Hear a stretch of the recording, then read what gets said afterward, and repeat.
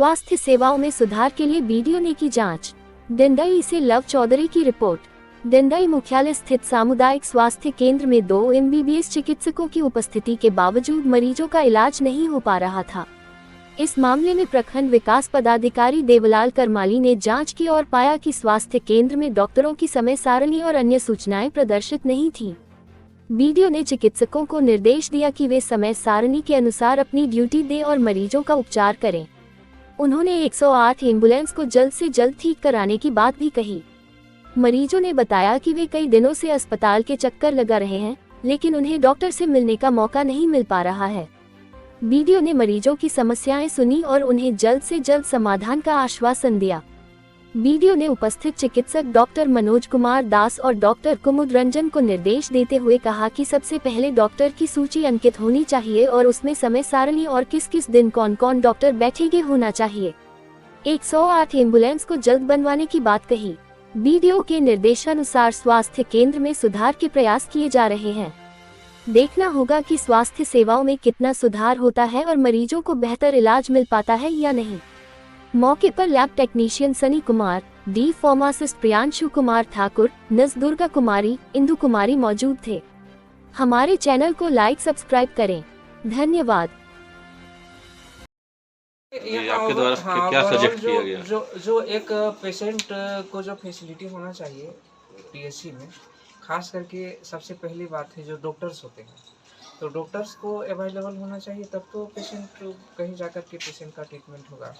यहाँ आपका पीएचसी डंडई में 3 डॉक्टर्स हैं, 2 एमबीबीएस हैं, 1 आयुष के डॉक्टर्स हैं। एक्चुअली होना क्या है कि डॉक्टर्स का चार्ट होना चाहिए, ड्यूटी चार्ट होना चाहिए।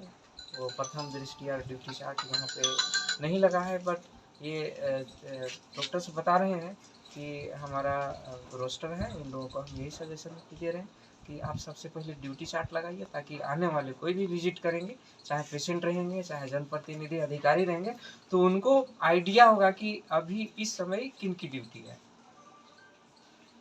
ये पहली ये बात हो गई। दूसरी बात है कि यहाँ मैंने ये देखना चाहा कि लैब है कि नहीं, लैब की क्या स्थिति है। लैब अच्छी है, यहाँ ट्रीटमेंट हो रहा था, टेक्नीशियन बैठे हुए थे।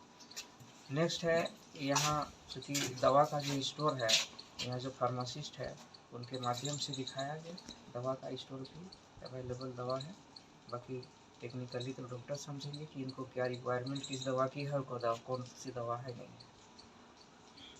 और खास मेनली यहाँ पर ये जानकारी होगी कि यहाँ पे चूँकि एक्सरे मशीन वगैरह इस टाइप का थोड़ा हाई लेवल का मशीन यहाँ नहीं है, चूँकि पीएचसी है।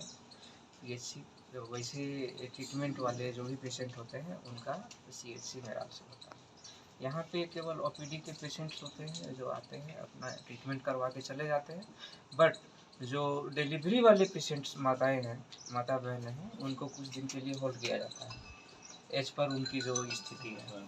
और मेरा खास करके जितने भी सारे स्टाफ हैं, चाहे एनएम दीदीज हैं, चाहे डॉक्टर्स हैं या डी फार्मा वाले हैं, इनको या फिर लैब टेक्नीशियन है, सबों से एक ही चीज़ मेरा सजेशन है कि आप रोस्टर बना लें, आप अपना ड्यूटी चार्ट बना लें और ड्यूटी की चार्ट के अकॉर्डिंग आप अपना ड्यूटी डिस्चार्ज करें, ताकि इस पीएचसी से किसी तरह का कोई कंप्लेन, कोई शिकायत नहीं हो। जो भी पेशेंट आते हैं उनको एक मतलब अपनी ड्यूटी सरकारी नौकरी कह के नहीं, बल्कि अपना दायित्व, अपनी जिम्मेदारी का, कहा भी जाता है कि doctor is the next God, तो ये भगवान का रूप है, यही कहा जाता है इनको। और यहाँ सबसे बड़ी समस्या जो है यहाँ की, यहाँ 108 जो वाहन है, हाँ, और 104 2 वाहन है, और 108 की जो महत्ता है कि कहीं दूर दराज क्षेत्र में कोई भी पेशेंट है, चाहे एक्सीडेंटल है या और कोई इस तरह के कैजुअलिटी वाले पेशेंट हैं,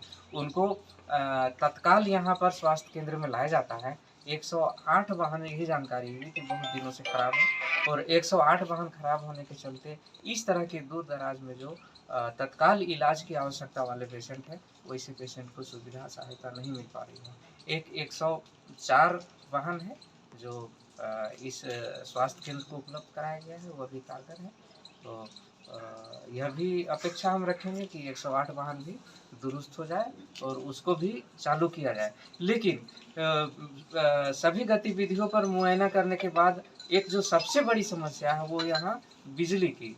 बिजली यहाँ अभी तक नहीं है।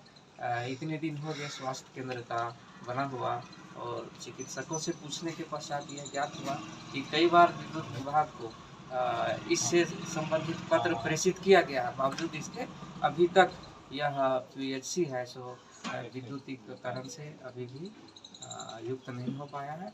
यह एक बहुत बड़ी समस्या है। सर यहाँ पे अधिकांश महिलाएं पेशेंट आती हैं और एमबीबीएस डॉक्टर्स संभवतः कई दिनों से नहीं हैं, और आपके सर जांच में क्या पाया गया और क्या आप संदेश देना चाहेंगे? हाँ, इसमें सबसे बड़ी बात है कि यहाँ जो ड्यूटी चार्ट है इसके माध्यम से तो हमें पता चल ही जाता है कि यहाँ डॉक्टर्स हैं। तो अभी आज यहाँ पे 2 चिकित्सक उपस्थित हैं हमारे बीच और ये एनएम बहनें भी हैं, लैब टेक्नीशियन भी हैं। चूँकि यहाँ पोस्टिंग 3 चिकित्सक का है, एक प्रतिमा कुमारी, एक डॉक्टर प्रतिमा कुमारी है। उनका पदस्थापन कहीं अन्यत्र बताया जा रहा है, लेकिन पदस्थापन से संबंधित उनका कोई विभागीय आदेश यहाँ उपलब्ध नहीं है। इससे स्पष्ट नहीं हो पा रहा है कि सच में उनका पदस्थापन डिपुटेशन कहीं अन्यत्र हुआ है अथवा नहीं हुआ है। यह तो स्पष्ट नहीं हो पाया क्योंकि इससे संबंधित कोई ऑर्डर नहीं है। बट दोनों डॉक्टर्स हैं अभी यहाँ पे। उनके अलावा ये जो एलोपैथ डॉक्टर साहब हैं मनोज कुमार ना, और ये आयुष डॉक्टर साहब।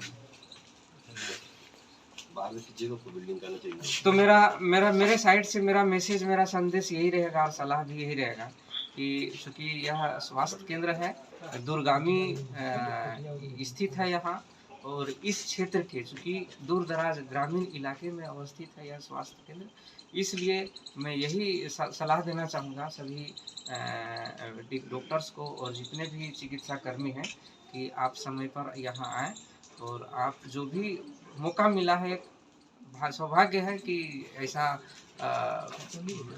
सेवा करने का मौका मिलता है, तो आप समय पर आएँ और अपनी ड्यूटी के हिसाब से टाइम समय देते हुए कम से कम जो भी पेशेंट आते हैं उनको संतोषजनक उनका इलाज कराएं, बेहतर इलाज कराएं। और चूँकि आज यहाँ पर यहाँ की विधि व्यवस्था को देखने के लिए यहाँ आगमन हुआ था मेरा, अन्यत्र मैं आता रहूँगा और मेरी यही अपेक्षा होगी कि इसी तरह की व्यवस्था बनी रहे।